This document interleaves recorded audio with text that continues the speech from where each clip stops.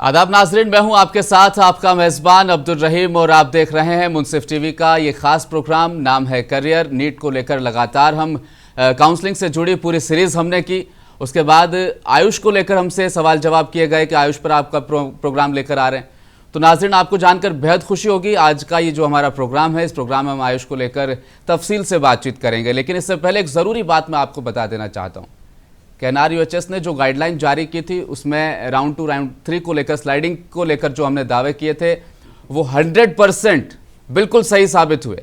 उसके बाद जो हमने BC कैंडिडेट्स को लेकर के जो कट ऑफ मार्क्स के लिए जो दावा किया था 433 या इससे 1-2 मार्क्स ऊपर नीचे का, वो भी 100% एकदम सही एक्यूरेसी के साथ साबित हुआ है।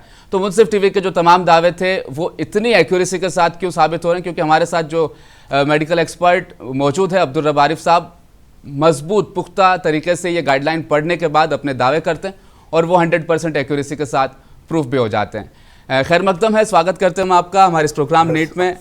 सबसे पहले तो इसी पर करूंगा बात, किस तरीके से ये आपके दावे एक के बाद एक 100% एक्यूरेसी के साथ साबित होते जा रहे हैं? सबसे पहले तो मैं रहीम साहब, मुनसिफ टीवी और उसकी मुकम्मल टीम का हमेशा जिस तरह शुक्रिया अदा करता हूँ, आज भी आप सबकी मुकम्मल टीम का शुक्रिया अदा कर रहा हूँ। इससे पहले भी मैंने कहा है कि ये कोई जो है ना इल्मे नुजूम या एस्ट्रोनॉमी नहीं है, स्टैटिस्टिक्स है।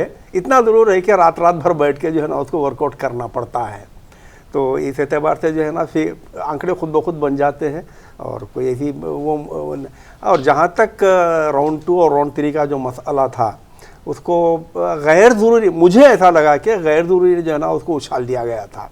हालांकि फर्स्ट नोटिफिकेशन में ही खुली तरीके से ये बात बता दी गई थी कि राउंड 2 से राउंड 3 में स्लाइड होगा। खैर वो यानी उसको उतना प्रोलॉन्ग करने की मैं ज़रूरत भी नहीं समझता, लेकिन मैं मुबारकबाद देता हूँ मुनसिफ टीवी को कि ये वो वाहिद चैनल है जो सैटेलाइट के ज़रिए पूरी दुनिया में जो है ना ये बता दिया कि मुनसिफ टीवी जो कहता है वो मुसद्दक़ा होता है। बिल्कुल सर, हम आपके भी बेहद शुक्रगुजार है कि रात भर जो आपकी मेहनत थी वो कहीं ना कहीं एकदम सही तरीके से साबित होती जा रही है। हमारे दर्शकों को इससे बेहद फायदा जरूर मिल रहा है। आयुष को लेकर आज हम बात करेंगे। जिस तरह से प्रोग्राम के आगाज में मैंने बताया, क्या आज टॉपिक रहेगा हमारा आयुष को लेकर? सर, आयुष का बच्चों को बड़ी देर से इंतज़ार था और हमारे कई प्रोग्राम्स में भी हमने कहा था कि आयुष को लेकर हम एक एक्सक्लूसिव एक अलग प्रोग्राम करेंगे उनके लिए। तो वो घड़ी आज आ गई है, आप लोगों ने मुझे मदद किया है। तो दरअसल आयुष का नोटिफिकेशन जारी हो चुका और 2 तारीख तक उसके रजिस्ट्रेशन डेट दी गई है। जो कैंडिडेट्स MBBS या BDS में जो है ना एडमिशन नहीं लिए हैं या नहीं ले पाए हैं उनके मार्क्स की वजह से, वो लोग जो है ना आयुष के लिए अपीयर हो सकते हैं।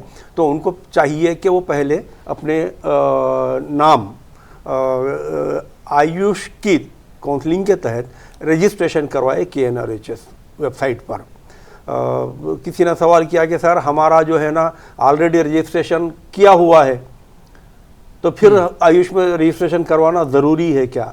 तो इससे पहले मैं अपने पहले प्रोग्राम में ही बताया था कि हमको 3 किस्म के KNRHS के तहत रजिस्ट्रेशन करवानी होती हैं, in addition to all India quota and YSR university Andhra Pradesh की जो है उसके लिए।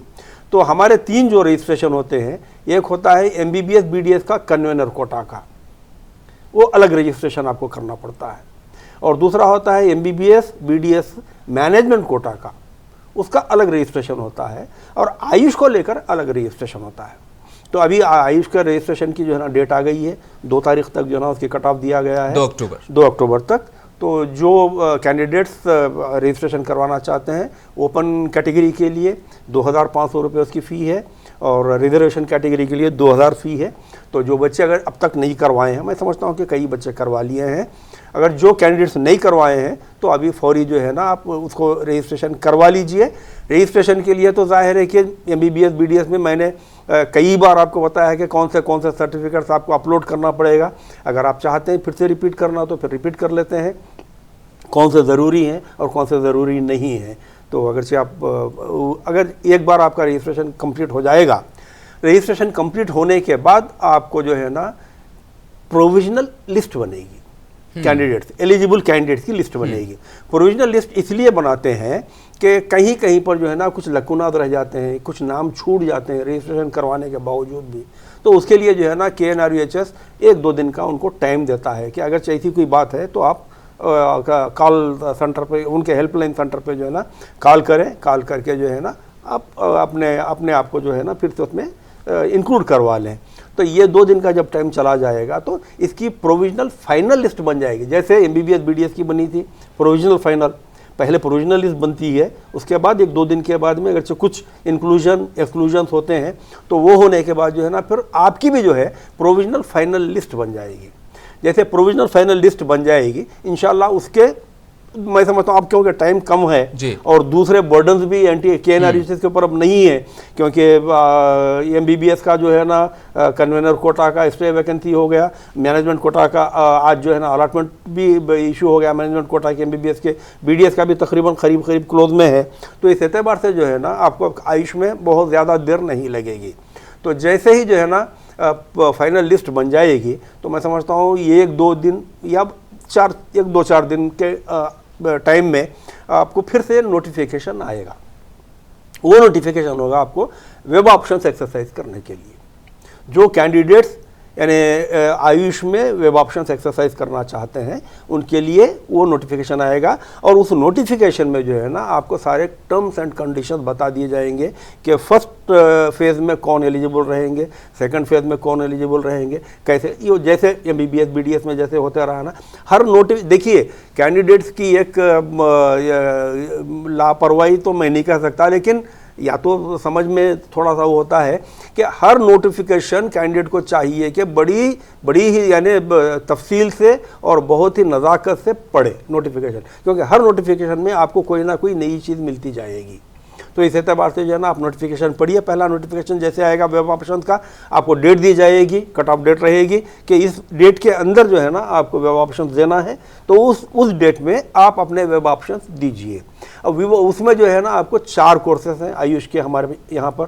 हाँ, कोर्स के मुतालिक भी हम बात कर लेते हैं। जी हाँ।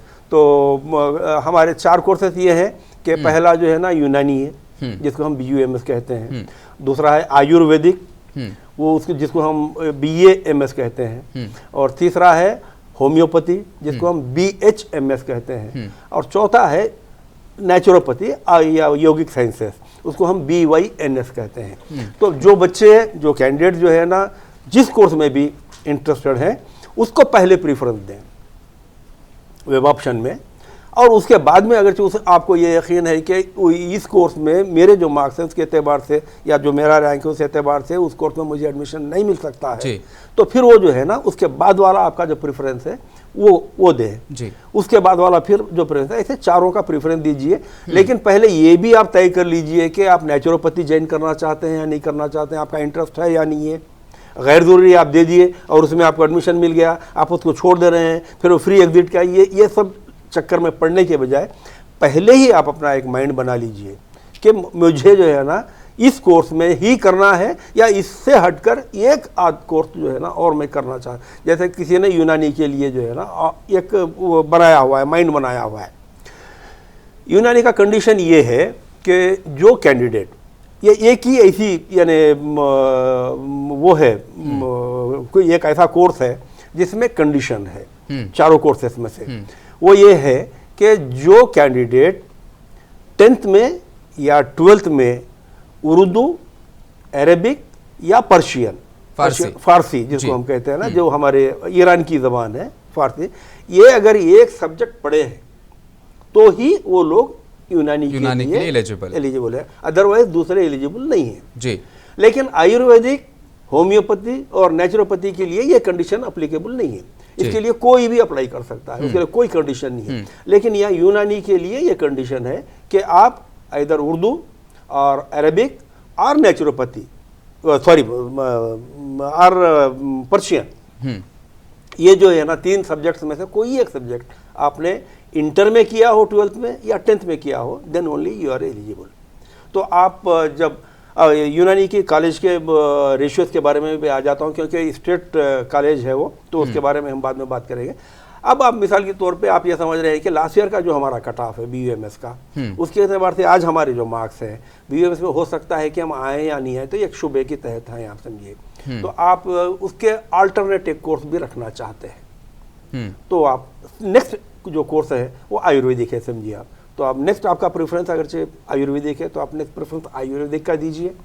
उसके बाद जो है ना, मैं वेब ऑप्शन की बात कर रहा हूँ, जब आपका रजिस्ट्रेशन कंप्लीट हो जाएगा, लिस्ट बन जाएगी, वेब ऑप्शन का जब नोटिफिकेशन आएगा, जब आपको क्योंकि हो सकता है कि जब तक हम प्रोग्राम ये इसके फिर से एक अलग एक्सक्लूसिव प्रोग्राम करें या ना करें, तो उससे पहले ही मैं जो ना एक ये बच्चों की नॉलेज में लाने के लिए कह रहा हूँ। इंशाल्लाह हो सकता है कि हम कर लेंगे एक प्रोग्राम उसके लिए भी एक्सक्लूसिव। तो आप यूनानी में अगरचे आप पक्के नहीं हैं, यकीन नहीं रखते हैं कि मिल जाएगा, तो आयुर्वेदिक के लिए भी आप ऑप्शन दे सकते हैं, सेकंड प्रेफरेंस। उसके बाद होम्योपैथी है आपका।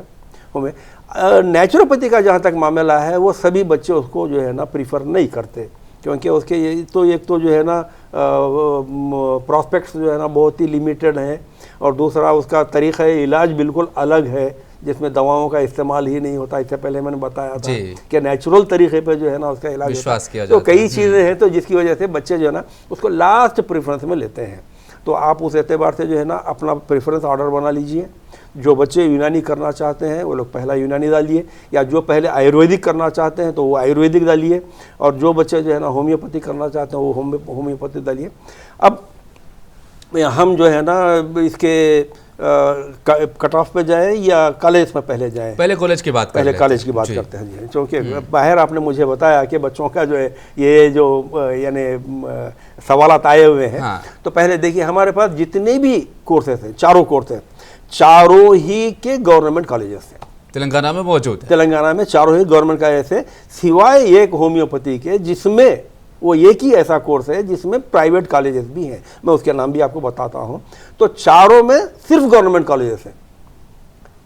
यूनानी का भी गवर्नमेंट कॉलेज है, आयुर्वेदिक का भी गवर्नमेंट 2 कॉलेज है, और होम्योपैथी का भी गवर्नमेंट कॉलेज है, नेचुरोपैथी का भी गवर्नमेंट कॉलेज है। लेकिन होम्योपैथी एक ऐसा सब्जेक्ट है जिसमें गवर्नमेंट कॉलेज के साथ साथ 5 प्राइवेट होम्योपैथी कॉलेजेस भी हैं, जिसमें मैनेजमेंट कोटा भी होता है। अच्छा। तो जब उसमें हम जो है ना, देखिए मैनेजमेंट कोटा कभी गवर्नमेंट कॉलेज में नहीं होता है। अब ये अलग बात है कि हमारे आंध्र प्रदेश में इस साल से हमारे जगन रेड्डी साहब जो है ना, वो जो 5 नई गवर्नमेंट मेडिकल कॉलेज आई है, उसमें जो है ना एक सेल्फ फाइनेंसिंग सीट के तहत जो है ना एक मैनेजमेंट कोटा बना दिए हैं, वरना आज तक ऐसी कोई प्रेसिडेंस नहीं है गवर्नमेंट मेडिकल कॉलेज का।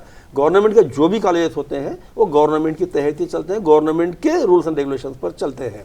लेकिन उन्होंने इस बार क्या वो थी पता नहीं, क्या फाइनेंस प्रॉब्लम है पता नहीं है गवर्नमेंट को क्या तो हो सकता है कि उसको हम छोड़ देते हैं। लेकिन जनरली होता यही है कि मैनेजमेंट कोटा, पर्टिकुलर अब हम तेलंगाना की बात करते हैं, तेलंगाना में कोई भी ऐसी गवर्नमेंट मेडिकल कॉलेज नहीं है जिसमें आपको मैनेजमेंट कोटा अलॉट होता है।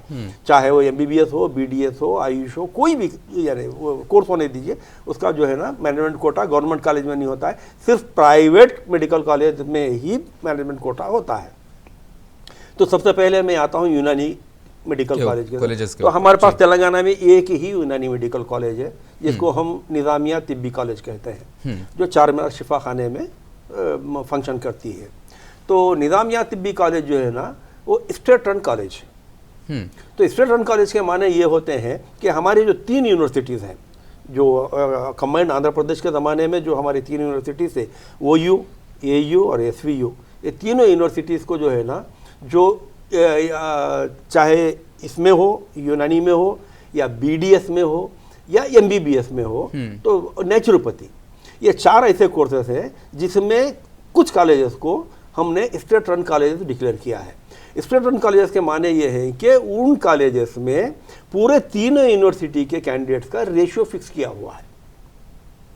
मिसाल के तौर पे MBBS की हम बात करते हैं, तो MBBS का जो कोर्स है वो Siddhartha medical college state run college declare किया हुआ है, जो विजयवाड़ा में है।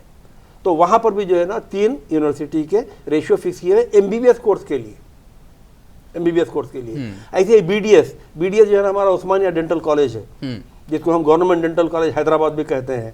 तो उसमें जो है ना 3 यूनिवर्सिटीज़ के रेशियो फिक्स किए हुए डेंटल के लिए। ऐसे ही नेचुरोपैथी है जो बलकमपेट में है, वहाँ पर भी जो है ना 3 यूनिवर्सिटी के रेशियो फिक्स किए हुए। मैं रेशियो अभी आता हूँ।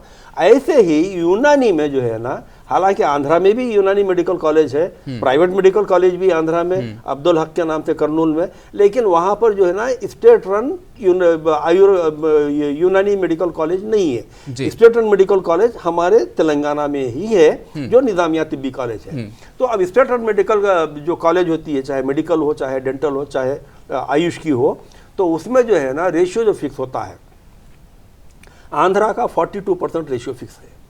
अच्छा, आंध्रा यूनिवर्सिटी जो है ना, उसके वो एरिया, आंध्रा एरिया का जो है ना 42 रेशियो फिक्स है।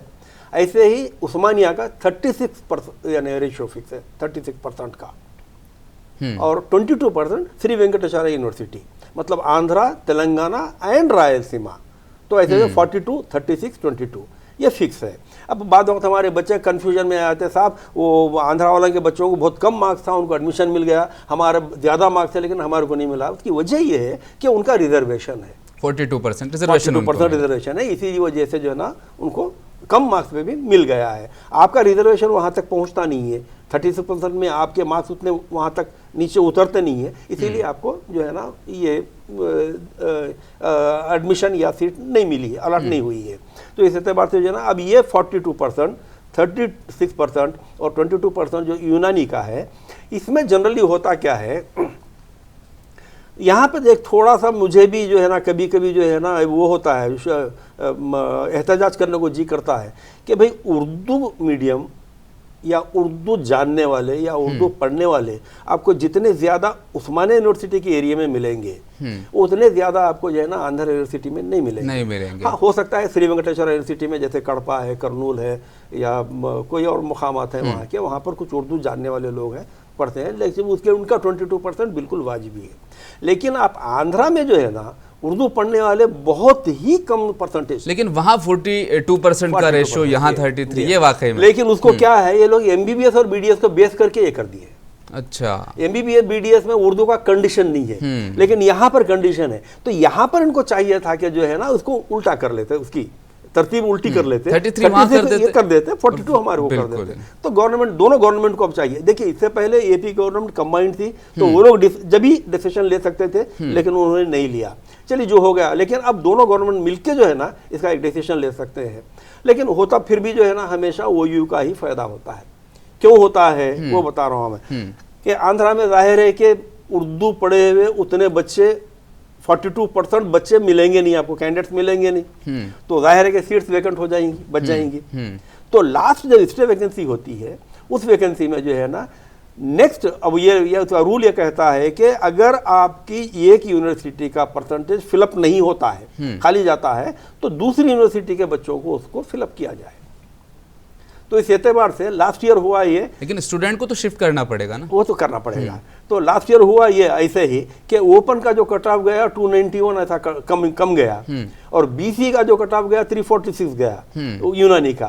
तो उसकी वजह यही थी, उसका कारण यही था कि फर्स्ट जो हमारी सीट फिलअप होती हैं वो तो ओपन और रिजर्वेशन के एतबार से यूनिवर्सिटी वाइज फिलअप आपने कर दिया। तो बीसीई का जो लास्ट कट ऑफ गया 346 गया, लेकिन बाद में जब स्टे वैकेंसी में आ गया मामला, तो आंध्रा के बहुत सारी सीट बच गई, तो उनको फिलअप करना था। बिल्कुल, श्री वेंकटेश्वरा में भी उतने कैंडिडेट हमको नहीं मिल रहे थे, तो किसको करेंगे? तो जहाँ से उर्दू पढ़ के ज़्यादा बच्चे हैं, तो वही एरिया के बहुत ज़्यादा पढ़े हैं, तो उनको क्या किया, अच्छा स्टे वैकेंसी में सीट कहीं पे भी आपकी खाली हो, चाहे रिजर्वेशन की खाली हो या ओपन की खाली हो, ओपन ही में भरी जाती है। रिजर्वेशन मिसाल के तौर पर बीसीई के जो ना सीट्स खाली हैं और आप स्टे वैकेंसी में आ गए हैं, दूसरी यूनिवर्सिटी के हैं, लेकिन वो बीसीई से नहीं भरी जाएगी, वो ओपन में ही भरी जाएगी। तो इस एतबार से जो है ना लास्ट ईयर का जो है ना ओपन का कट ऑफ कम गया है और बीसी का कट ऑफ ज़्यादा गया है। तो ये हमारी निजामिया तिब्बी कॉलेज। और आयुर्वेदिक में हम जब आते हैं तो हमारे तेलंगाना में 2 आयुर्वेदिक कॉलेज हैं। एक हैदराबाद में है जो BRKR के नाम से जानी जाती है, गवर्नमेंट कॉलेज। अच्छा, जितने भी है गवर्नमेंट कॉलेज है, सिवाय होम्योपैथी के मेंबर। होम्योपैथी की भी गवर्नमेंट कॉलेज है, लेकिन उसके 5 अलग प्राइवेट मेडिकल कॉलेज है, उसके हम नाम बताएंगे। जी। तो एक जो है ना यहाँ पर हैदराबाद में एर्रागड्डे में जो स्थित है दूसरी कॉलेज, पहली कॉलेज हैदराबाद में है, जो ESI हॉस्पिटल है ना एर्रागड्डे में, उसके अपोजिट जो AG कॉलोनी के लिए जो रोड जाती है, उस रोड पर पहले यूनानी रिसर्च सेंटर मिलेगा, उसके बाद में आयुर्वेदिक की तो कॉलेज। एड्रेस पे मिल गया हमारे दर्शकों को। जाहिर है, बच्चे पूछते हैं तो ये आपको जो है ना निजामिया तिब्बी कॉलेज चारमीनार में ही है, तो वो तो सभी जानते हैं। ये यहाँ पे है। नेचुरोपैथी का भी हम बताएंगे, इसका भी बताएंगे इंशाल्लाह। तो वो एक है, और दूसरी जो है वो है वरंगल में, वो है अनंता लक्ष्मी आयुर्वेदिक कॉलेज। वो वरंगल में जो है ना फोर्ट पे है, वरंगल फोर्ट जो है, फोर्ट रोड पर वो है, और वहाँ का कट ऑफ कम जाता है। उसकी वजह ये है कि हमारे हैदराबाद के बच्चे वहाँ जाना नहीं चाहते, तो जाहिर है कि डिस्ट्रिक्ट के जो बच्चे कम मार्क्स के होते हैं वो वहाँ पर ले लेते हैं। तो आपको आयुर्वेदिक के लिए 2 कॉलेजेस हैं, यूनानी के लिए 1 कॉलेज है, और होम्योपैथी में हम आने से पहले मैं नेचुरोपैथी कवर कर लेता हूँ, क्योंकि होम्योपैथी में हम प्राइवेट में भी जाएंगे। तो नेचुरोपैथी भी हमारे पास 1 ही कॉलेज है, और वो भी स्टेट रन कॉलेज, उसके भी परसेंटेज डिसाइडेड है 22, 42, 36, 22। तो वो है बालकमपेट, जो बालानगर को लगा हुआ है, और उसको कहते हैं कि Mahatma Gandhi nature cure centre, और उसके रेलवे स्टेशन का नाम भी जो है ना नेचर क्यूर सेंटर के नाम से रखा हुआ है। तो वहाँ पर जो है ना नेचुरोपैथी में यही परसेंटेज लागू होगा 42, 36, 22। तो ये भी गवर्नमेंट कॉलेज है, ये बालकमपेट बालानगर में है।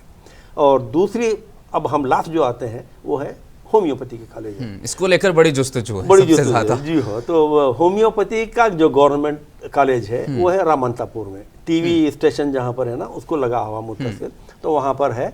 गवर्नमेंट कॉलेज के अलावा 5 जो है ना प्राइवेट कॉलेजेस हैं, जिनके नाम मैं अभी आपको पढ़ के बता देता हूँ वो कहाँ कहाँ पर है।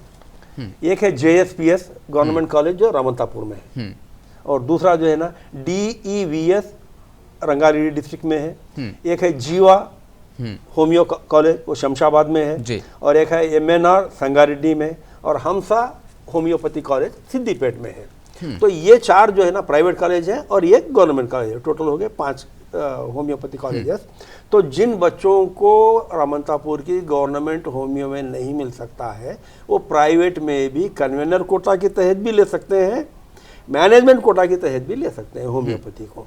तो इस एतबार से जो है ना हमारे पास जो आयुष के जो कोर्सेस हैं, उसके जो कॉलेजेस हैं, वो तो हमने कवर कर लिया। अब आते हैं हम कट ऑफ की तरफ, जो आप कह रहे थे पहले। हम जो है ना पहले कॉलेजेज की बात हम कंप्लीट करते हैं, अब कट ऑफ की तरफ आते हैं। तो लास्ट ईयर का हमारा आयुर्वेदिक का जो कट ऑफ था, 2 कॉलेज से मैंने बताया आपको आयुर्वेदिक के। एक है जो है ना गवर्नमेंट BRKR जो हैदराबाद का है, और दूसरा है अनंत लक्ष्मी जो यहाँ वरंगल में है। तो उसका ओपन का मैं पहले बता देता हूँ, हैदराबाद का वो है 398 मार्क्स कट ऑफ है। बच्चों ये इसलिए बच्चे पूछते हैं कि इस साल जो है ना वो लोग अपना पोजीशन वर्कआउट कर सकें कि हमारे ये मार्क्स हैं, लास्ट ईयर का ये कट ऑफ था, तो इससे अगर से इस साल अगर से 10-15 मार्क्स ज़्यादा भी अगर जाता है तो क्या हम इसमें ठहर सकते हैं या इसमें कंसिडर हो सकते हैं नहीं। तो उसके लिए ना कट ऑफ, जैसा कि आपने कहा है कट ऑफ बताना ज़रूरी है, तो बताते हैं हम। तो ये ओपन का जो है आयुर्वेदिक का 398 ये हैदराबाद का है, और अनंता लक्ष्मी जो वरंगल का है उसका ओपन है 347 मार्क्स, 347। और BCA का 336 है, 248 है, BCB का 397, 347, BCC जो क्रिश्चियनिटी के लिए है, या हैदराबाद में उनको कोई एडमिशन यानी वो लोग नहीं लिए हैं, अनंता लक्ष्मी वरंगल में लिए, उनका मार्क्स है 347, 347। और BCD का है हैदराबाद का 397, वरंगल का 342। BCE जनरली हमारे बच्चे इसके तरफ बहुत ज़्यादा कॉन्सेंट्रेट रहते हैं, तो हैदराबाद का जो कट ऑफ है वो 396 है, और वरंगल का जो कट ऑफ है वो 326 है, और शेड्यूल कास्ट का जो है ना 349 हैदराबाद का है, और वरंगल का जो है ना 316 है। और शेड्यूल ट्राइब की तरफ हम आते हैं तो हैदराबाद का 343 है, और वरंगल का है 309। और EWS ये भी बहुत ही डिमांड में होता है, तो EWS का जो कट ऑफ है हैदराबाद का वो 338 मार्क्स, और वरंगल का है 228 मार्क्स। तो इस एतबार से अगर कोई बच्चा EWS सर्टिफिकेट रखता है और उसके 228 मार्क्स के ऊपर अगर मार्क्स हैं, तो वो वरंगल में जो है ना आयुर्वेदिक के लिए उम्मीद कर सकता है। बिल्कुल सही। फिर हम यूनानी की तरफ अगर चाहते हैं तो यूनानी में जो कट ऑफ गया है, मैं खाली ओयू की बात करूंगा क्योंकि हमेशा ओयू का ही cut off last cut off होता है, क्योंकि वहाँ के बच्चों के सीट भी हमारे ही बच्चों को मिलते हैं, तो इस वजह से जो है ना यूनानी का हम खाली ओयू की बात चलते हैं। तो ओयू में जो है ना ओपन जो गया है 291, मैंने अभी आपको पहले बताया था, क्योंकि वहाँ की सीट्स बची हुई थी तो इसलिए वैकेंसी में जो है ना कम गया है। और उसके बाद में BCA का है 241 और BCB का है 97, ओनली 97, यानी ये क्वालिफाइंग मार्क्स थे लास्ट ईयर के, यानी लास्ट बिल्कुल 97 क्वालिफाइंग मार्क्स जो है ना जो रिजर्वेशन के लिए है, उसके लिए नहीं, वो तो 170 बिल्कुल। तो BCC का जो है ना 314, BCD 209, BCE 346, BCE 346, ओपन 291। वजह ये है कि ये जो है ना काउंसलिंग क्लोज होने से पहले के फिगर है, काउंसलिंग क्लोजर पे ये फिगर है, तो क्लोजर में जितने भी बचे हुए थे सबको ले लिया गया है ओपन के तहत, तो 291। तो BCE 346, schedule caste 218 and schedule tribe 269 और EWS 166। तो ये बच्चे जो है ना अब इसमें 10-15 मार्क्स ऐड करके, जिसके भी यानी जो भी मार्क्स आए हैं, जिसके पास EWS है या BCE है या ओपन में देगा, वो वर्कआउट करके जो है ना अपना कोर्स के लिए प्रेफरेंस डाल सकते हैं। इसके बाद है हमारे पास नेचुरोपैथी का। नेचुरोपैथी में जो है ना ओपन जो गया है 101 मार्क्स। मैंने कहा कि उसका डिमांड कम होता है, उसकी वजह ये है कि वो अद्वियात से दूर है, मेडिसिन से दूर है, ओनली नेचुरल टाइप का जो है ना, तो उसकी डिमांड थोड़ी कम होती है तो उस एतबार से। और BCA का है 125 और BCB का है 93, BCC का है 226 और BCD का है 123, BCE का है 194 जी। और शेड्यूल कास्ट कोई एडमिशन नहीं लिए हैं, शेड्यूल ट्राइब का है 190, EWS भी कोई एडमिशन नहीं लिए है नेचुरोपैथी में। होम्योपैथी की तरफ हम आते हैं तो गवर्नमेंट होम्योपैथी कॉलेज का जो कट ऑफ है वो है ओपन का 320 और BCA का 252। यहाँ अच्छे मार्क्स की नीड पड़ रही। जी हाँ, आयुर्वेदिक क्यों, आयुर्वेदिक इस वक्त डिमांड में आ गया। मैंने इससे पहले भी अपने एक इंटरव्यू में कहा था कि गवर्नमेंट जो है ना आयुर्वेदिक को बहुत बूस्ट कर रही है कंपेयरिंग टू अदर कोर्सेज। बाकी सही है। तो इस एतबार से जो है इसका डिमांड बढ़ गया है। तो BCA का जो है 252 बता दिया मैंने, BCB का है 304, BCC का है 346, BCD का है 325 और BCE का है 325 और शेड्यूल कास्ट का है 317, शेड्यूल ट्राइब का है 294 और EWS का है 227। ये गवर्नमेंट का आंकड़ा हो गया है। अब प्राइवेट जो कॉलेजेस हैं, प्राइवेट कॉलेजेस में जो लास्ट कट ऑफ गया है वो है DVS जो रंगारेड्डी डिस्ट्रिक्ट में है, वो ओपन है 199 मार्क्स। अच्छा, उसको 199 मार्क्स वालों को भी होम्योपैथी में एडमिशन मिला है प्राइवेट कॉलेज के तहत। और BCD का जो कट ऑफ गया है वो भी DES में 112 मार्क्स और ये शेड्यूल कास्ट का 167 वो भी DVS में है। और इससे हटके जो है ना हम आते हैं BCE का जो कट ऑफ है MNR संगारेड्डी में 109 मार्क्स का गया है। 109 मार्क्स जिसने भी स्कोर किया था उसको जो है ना संगारेड्डी होम्यो मेडिकल कॉलेज जो है उसमें MNR मेडिकल कॉलेज जो है ना उसमें एडमिशन मिल गया। और वैसे ही जो है ना schedule tribe Sangareddy MNR medical college में मिला 122 मार्क्स वालों को। ऐसे ही जो है ना BCA के जो लास्ट कट ऑफ है 130 हमसा होम्यो कॉलेज सिद्दीपेट और वैसे ही BCB 93 हमसा और BCC 264 हमसा। ये जो है ना हमारे को ओपन भी आ गया A, B, C और D का 122 बता 112 DVS बता दिया मैं, BCE का 109 बता दिया और शेड्यूल EWS का जो है ना होम्योपैथी में प्राइवेट मेडिकल कॉलेज में वो नहीं है, मतलब रिजर्वेशन नहीं है, इसीलिए सिर्फ government medical college homeo college का जो है ना 227 कट ऑफ गया है। तो ये हमारा कट ऑफ हो गया, ये हमारे कॉलेजेस हो गए। अब रहेगा प्रोसीजर तो मैंने बता दिया कि जैसे ही आपको जो है ना रजिस्ट्रेशन के बाद में नोटिफिकेशन आएगा वेब ऑप्शन डालने का, तो आप वेब ऑप्शन डालेंगे अपने प्रेफरेंस के हिसाब से। उसके बाद से जो भी आपको कॉलेज अलॉट होगी आपको फर्स्ट यानी वेब ऑप्शंस में कंपल्सरीली पार्टिसिपेट करना होगा। जो फर्स्ट में वेब ऑप्शंस नहीं डालता है वो फर्दर फेजेस जिसको यानी वो कहते हैं हम फर्दर राउंड्स में वो एलिजिबल नहीं होंगे, मतलब इस साल वो काउंसलिंग से आउट हो जाएंगे। तो उसके लिए आपको पहली वेब ऑप्शन जब नोटिफिकेशन आएगा तो फर्स्ट में आपको चाहे कॉलेज आओ या नहीं आओ, आपको ऑप्शन डालना ही डालना है। अगर आप नहीं डालेंगे तो फर्दर जो है ना उसके राउंड्स के लिए आप एलिजिबल नहीं रहेंगे। सवालों की तरफ आगे बढ़ते हैं। एक कैंडिडेट हमसे पूछ रहे हैं कि बीडीएस और आयुष में से ज़्यादा तरजीह मैं किसको दूँ? सर जहाँ तक मेरा अपना ख्याल है, ये मेरा इंडिविजुअल राय है, मुझे बीडीएस से बेहतर आयुष के कोर्सेस लगते हैं और उनमें आयुर्वेदिक एंड यूनानी ये दो मेरी प्रेफरेंस के भी हैं। देखिए उसकी वजह ये है कि बीडीएस जो है ना बहुत ही एक लिमिटेड यानी एक उसके लिए है, सिर्फ डेंटल, सिर्फ दांतों की जो बीमारियां, अब उसमें आप वो फेशियल कहिए, वो आर्थोडोंटिक्स कहिए, वो कई चीज़ें हैं, कुछ भी कीजिए लेकिन आते ही आप दांत की तरफ ही। तो एक ही की हद तक है। और दूसरा ये भी है इसमें कि इसके स्कोप इंडिया में बीडीएस के बहुत कम है। उसका रीज़न ये है कि हम इंडियन जो है ना डेंटल को लेके उतने कॉन्शियस नहीं है जितने के फॉरेनर्स होते हैं। तो बीडीएस का जो हमारे पास यार एक रिवाज चल निकला है वो उसका डिमांड बहुत कम है बीडीएस का, लेकिन उन कैंडिडेट्स के लिए बड़ा बेनिफिशियल है जिसका जो है ना एक वो चला आ रहा है, हेरिडिटी चली आ रही है।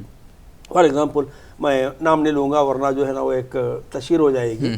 तो मियाँ और बीवी दोनों डेंटल वो हैं, वो लोग सर्जन्स हैं, डेंटल सर्जन्स हैं, और वो हमारे हैदराबाद से हटके दूसरी जगह पर एक दूसरे डिस्ट्रिक्ट में अपना वो चलाते हैं, हॉस्पिटल चलाते हैं। तो लास्ट ईयर जो है ना हमारे यहाँ मेरे एक स्पॉन्सरर हैं, समझिए बहीखा है, डॉक्टर गुलाम एज़दानी एजुकेशनल ट्रस्ट। तो मैं जिन बच्चों की गाइडेंस करता हूँ तो जिसको भी मेडिकल कोर्सेज में एडमिशन मिलता है तो उनको वो अवार्ड्स देते हैं गुलाम एज़दानी के तहत। तो उसमें जो है ना उनके बच्चे को भी हमने अवार्ड्स को बुलाया। तो मैंने उनसे सवाल किया कि उनके बच्चे के मार्क्स, यानी मियाँ बीवी दोनों डेंटल डॉक्टर हैं, तो उनके बच्चे को जो है ना एमबीबीएस के मार्क्स थे, एलिजिबिलिटी थी कि उसको एमबीबीएस सीट मिल सकती थी। तो मैंने उनसे पूछा कि भाई आप एमबीबीएस अपने बच्चों को क्यों नहीं दिलाए? तो उन्होंने कहा कि साहब अगरचे हम अपने बच्चों को एमबीबीएस दिला देंगे तो हमारा ये जो बनाया सेटअप किया हुआ जो हॉस्पिटल है और पूरे जो हमारे लोग बने हुए हैं हमारे, ये जो है ना फिर आगे कौन लेके चलेगा? तो उसको चलाने के लिए हमने अपने बच्चे को एमबीबीएस के मिलने की उम्मीद थी ज़रूर, लेकिन उसको हमने छोड़कर बीडीएस में एडमिशन दिलवाया। तो ऐसे लोग जिनके पेरेंट्स हो या पहले से हेरिडिटी में उनके जो है ना हॉस्पिटल चले आ रहे हैं, क्लिनिक्स चले आ रहे हैं, तो ऐसे लोग जो है ना बीडीएस अगर चेक करते हैं तो उनके लिए कोई प्रॉब्लम नहीं है। हाँ, जो नए लोग हैं वो अगरचे अब चाहे अपना ओन जो है ना क्लिनिक फॉर्म करना चाहते हैं तो थोड़ा सा आपको इन्वेस्टमेंट करना पड़ेगा, और इन्वेस्टमेंट जाहिर है कि आपका नाम होने तक तो थोड़ा स्ट्रगल करना ही पड़ेगा। स्ट्रगल करने में एक बार आपका, जैसे मैंने ये जोड़े का नाम बताया आपको, कपुल का, इनका नाम हो गया है, लोग इनके पास आते हैं तो इनके बच्चे के लिए अब कोई प्रॉब्लम नहीं होगा, ये लेके चलेगा। तो इसके बनिस्बत बीडीएस की बनिस्बत मेरी नज़र में यूनानी हो या आयुर्वेदिक हो बहुत बेहतर है। अच्छा, रैगिंग को लेकर भी सवाल आ रहे हैं हमारे पास। हाँ। आपका क्या नजरिया है पर्सनल, वो हम जानना चाहेंगे। सर रैगिंग, हालांकि इतनी जागरूकता के बाद भी बहुत बड़े बड़े हादसे होते रहे, बहुत और इस साल तो बहुत ज़्यादा ही जो है ना सुनने में आया है। गांधी मेडिकल कॉलेज का स्कैम हुआ, फिर काकतिया मेडिकल कॉलेज का स्कैम हुआ। तो इस एतबार से जो है मैं ज़रा दो टोक बोलने वाला आदमी हूँ, ये कुछ भी यानी ज़बान पे एक दिल में एक बात नहीं होती। मैं तो गवर्नमेंट से ये कहूँगा कि गवर्नमेंट को इस मामले में बहुत हाई हैंडेड जाना पड़ेगा जब तक ये नहीं रुकेगा, क्योंकि अब ये जो है ना रैगिंग एक शौक से हटके क्राइम में तब्दील हो गया है। It has become a crime now, और इसकी वजह से कई बच्चे खुदकुशी कर रहे हैं अपनी बेइज्जती बर्दाश्त नहीं करके। मिसाल के तौर पे बच्चे को अगर आप स्ट्राइप कर देंगे, मतलब बरहाना कर देंगे रैगिंग में, और उसके जो है ना आप वीडियो बनाएंगे, वायरल करेंगे, तो कोई भी जो है ना उसको बर्दाश्त नहीं कर सकेगा ना। तो आज जो जिस हद तक ये चला गया है, तो वो जो कैंडिडेट्स हैं मेरी नज़र में वो स्टूडेंट्स नहीं है, वो क्रिमिनल्स हैं जो रैगिंग कर रहे हैं मेरी नज़र में। देखिए ये सिर्फ मेरा अपना पर्सनल ओपिनियन है, ये किसी के ऊपर लागू नहीं है या कोई इसके ऊपर कंट्रोवर्सी क्रिएट करने की ज़रूरत भी नहीं है। मैं समझता हूँ कि जो क्रिमिनल मेंटालिटी में आ जाता है उसको जो है जब तक हाई हैंडेड डील नहीं करेंगे आप, वो अपनी एक्टिविटी से बाज नहीं आएगा, बल्कि उसकी एक्टिविटी और बढ़ती चली जाएगी। मिसाल के तौर पर जो है ना, एक हमारे पास जो है ना कहावत मेडिकल टर्म है इम्यूनिटी। यानी आपकी बॉडी में एक ऐसी चीज़ होती है जो इम्यून करती है आपको। मिसाल के तौर पर आपको बुखार आ गया, समझिए आप ये खा लिए, कोई छोटा सा पैरासीटामोल खा लिए, वो खाते चले गए, तो वो आपके अंदर बॉडी जो है ना उसके लिए इम्यून हो जाती। बाद में अगर आप 10 पैरासीटामोल भी खाएंगे तो आपको जो है ना बुखार कम नहीं होगा, क्योंकि आपकी बॉडी इम्यून हो गई है, वो दवा को केयर नहीं करती वो। ऐसे ही अगर आप इनको जो है ना छोटा सा पनिशमेंट देंगे, मैंने देखा है न्यूज़ में, पेपर में भी देखा है, व्हाट्सएप पे भी देखा है, इलेक्ट्रॉनिक मीडिया पे भी देखा है कि उनको जो है ना 3 महीने के लिए सस्पेंड किया गया और हॉस्टल से 1 साल के लिए जो है ना हटा दिया गया। क्या फ़र्क पड़ने वाला है? 3 महीने में तो उन्हें और घट हो गया, उसको तो ये मालूम आ गया यही है, कोई बड़ी प्रॉब्लम की बात नहीं है। आने वाला उसके बाद में तो वो कत्ल कर देगा किसी का रैगिंग के नाम पर। तो मेरा तो ओपिनियन ये है, क्या किया जाना चाहिए फिर? मेरा जो ओपिनियन है वो बता रहा हूं मैं। जो भी रैगिंग में इन्वॉल्व होता है उसको परमानेंटली जो है ना आप कोर्स से जो है ना डिबार कर देंगे, चाहे किसी साल का कैंडिडेट हो, 3rd ईयर का रहने दीजिए, 4th ईयर का रहने दीजिए, 5th ईयर का रहने दीजिए, आप उसको जो है ना परमानेंटली मेडिकल कोर्स से ही निकाल देंगे। आप गवर्नमेंट को ये डिसीजन लेना पड़ेगा, जब तक ये रुकने वाला नहीं है। क्योंकि मैं बता रहा हूँ ना कि ये जो है ना एक्ट यानी शौक से जाके, हंसी मजाक जाके क्राइम में तब्दील हो गया है। ये क्राइम बन गया है। खुदकुशी के क्या माने हैं? That you have compelled the person to commit suicide. वो किसी हादसे की वजह से मजबूर हुआ है ना। बिल्कुल। हाँ, तो आप गए मजबूर कर रहे हैं किसी को, तो किसी की जान लेना जो है, तो ये एंटरटेनमेंट नहीं है, एंटरटेनमेंट नहीं है ना, ये तो क्राइम है। तो now it has converted into crime and criminals should always be dealt high handedly.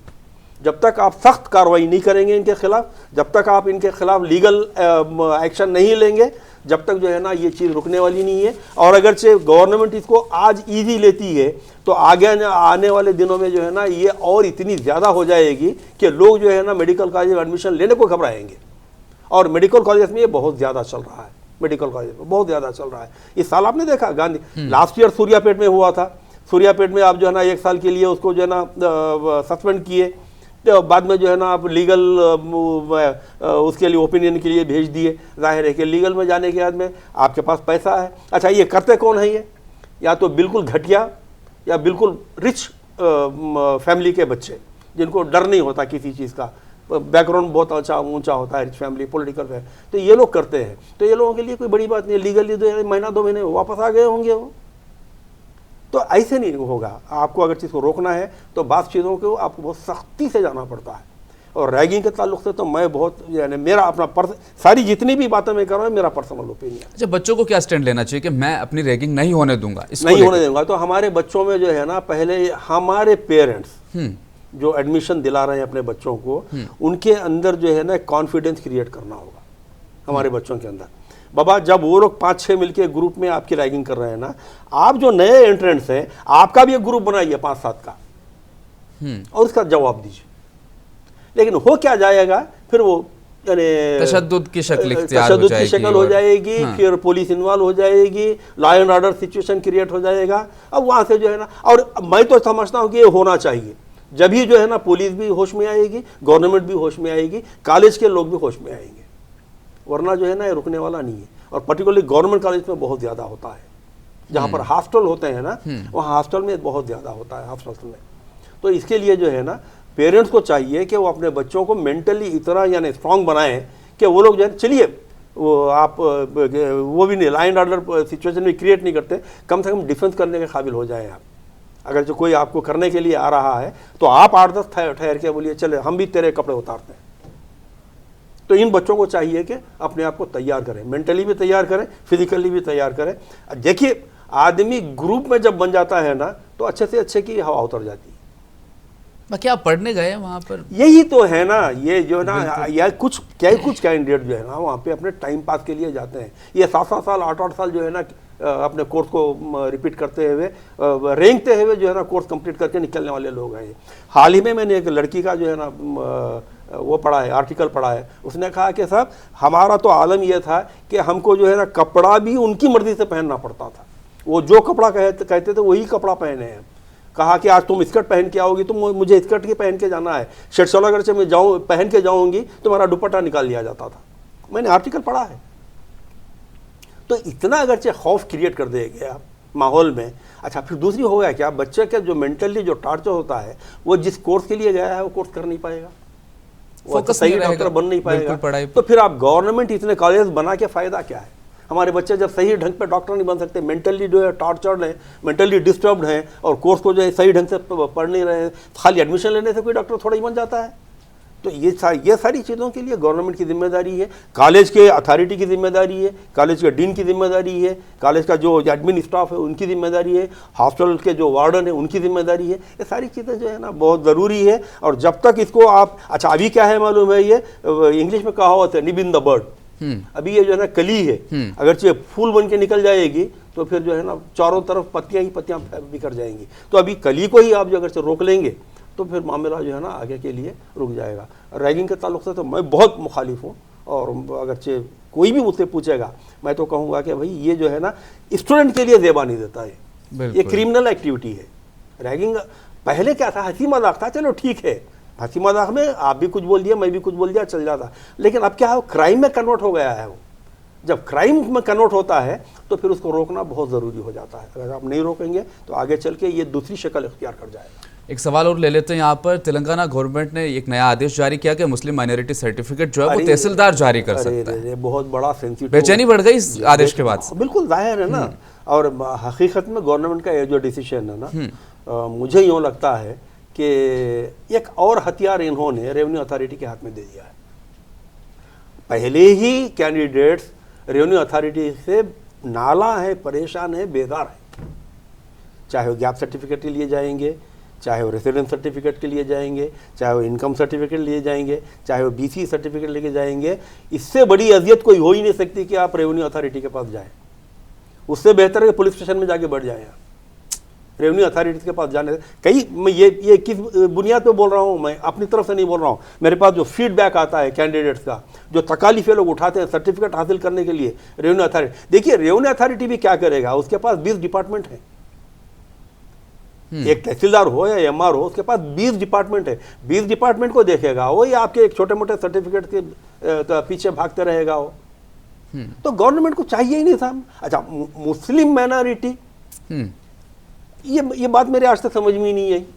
सबसे पहली चीज ये है कि मेरा नाम मोहम्मद अब्दुल रब मेरे डॉक्यूमेंट्स में लिखा हुआ है, मेरे बाप का नाम लिखा है मोहम्मद अब्दुल रशीद, मेरी टीसी में रिलीजन में लिखा है इस्लाम, या चलिए कम्युनिटी मुस्लिम बोल के लिखा हुआ है। तो फिर मुस्लिम माइनॉरिटी मेरे को प्रूफ करने के लिए और क्या डॉक्यूमेंट चाहिए? तहसीलदार भी मुझे जो सर्टिफिकेट इशू करेगा इसी के बेसिस पे करेगा ना, यही तो डॉक्यूमेंट देखेगा। तो जो बेसिक डॉक्यूमेंट मेरे पास है, तो फिर मुझे एक और सर्टिफिकेट तहसीलदार से लेने की क्या जरूरत है? गवर्नमेंट क्यों ये जारी करी, मेरे को आज तक समझ में नहीं आया। अब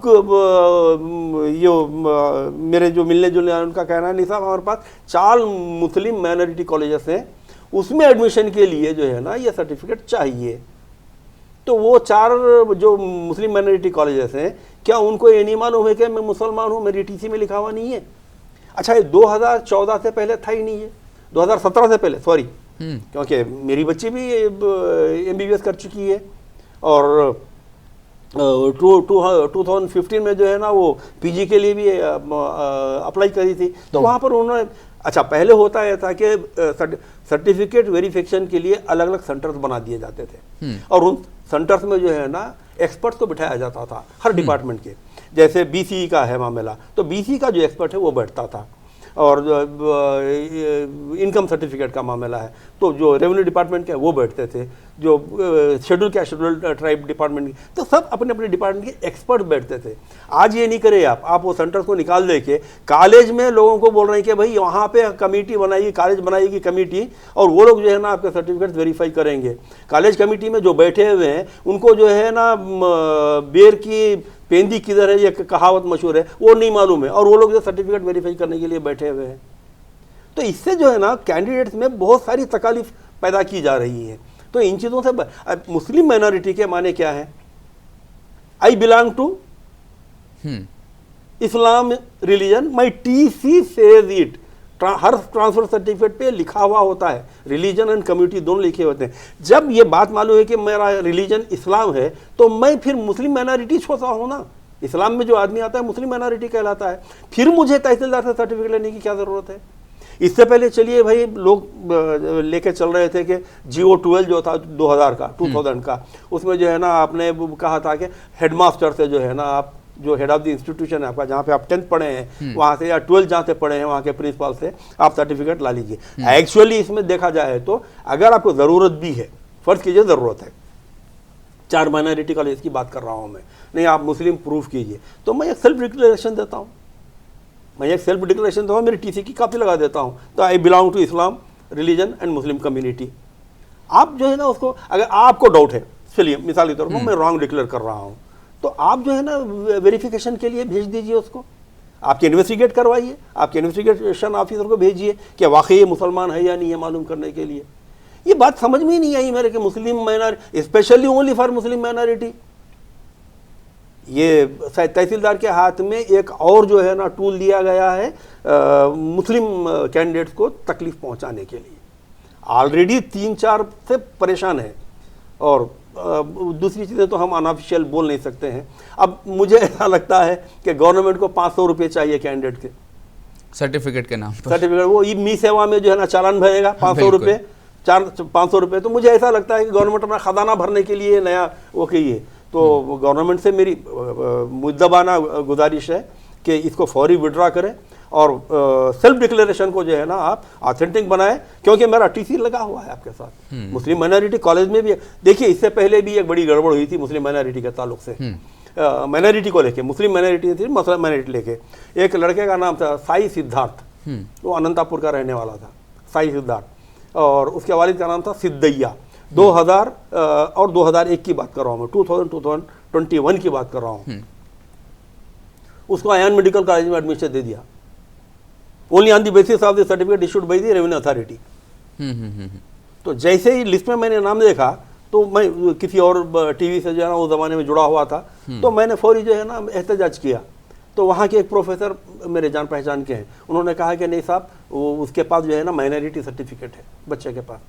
तो मैंने बोला कि कैसे? तो वो मुझे स्कैन करके डाल दिए, है मेरे पास कॉपी है, उसकी रखी हुई है, कॉपी है मेरे पास यहाँ पर।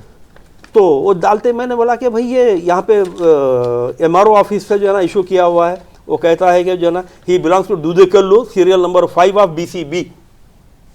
तो मैं यहाँ पे एहतजाज ये करता हूँ कि दूधेकल्लू 2 किस्म के होते हैं, जैसे कटकल्लू 2 किस्म के होते हैं। कटकल्लू मुस्लिम भी होते हैं, नॉन मुस्लिम भी होते हैं खस्सा। वैसे ही दूधेकल्लू के माने पिंजारी, जिसको हम नद्दाफ कहते हैं, वो भी 2 किस्म के होते हैं, मुस्लिम भी होते हैं, नॉन मुस्लिम भी होते हैं। तो अब दूधेकल्लू को मुस्लिम, मैंने कहा कि ठीक है भाई उसका TC निकालिए। तो खैर वो बहरहाल TC निकाले तो मालूम हुआ कि हिज रिलीजन इज नॉट इस्लाम, तो फिर उसका एडमिशन कैंसिल हुआ। तो मुझे ऐसा लग रहा कि अब ऐसे लोगों को एडमिशन मुस्लिम माइनॉरिटी कॉलेज में देने के लिए तहसीलदार को जो है ना ये अपॉइंट कर लिया क्या? वो दिया गया। मैं प्रूफ के साथ बात कर रहा हूँ, ऐसा नहीं है कि मैं अपनी मनमानी बात कर रहा हूँ, ऐसी बात नहीं है, ये प्रूफ के साथ बात कर रहा हूँ। ये मेरे पास सर्टिफिकेट, उसका कॉपी निकाल के रखा हूँ मैं। तो गवर्नमेंट को चाहिए कि इमीडिएट जो है ना इसको विड्रॉ करे, और जैसा पहले से चल रहा था वैसा ही चलने दीजिए। और मैक्सिमम मैं तो ये कहता हूँ कि आपके TC इज योर बेस।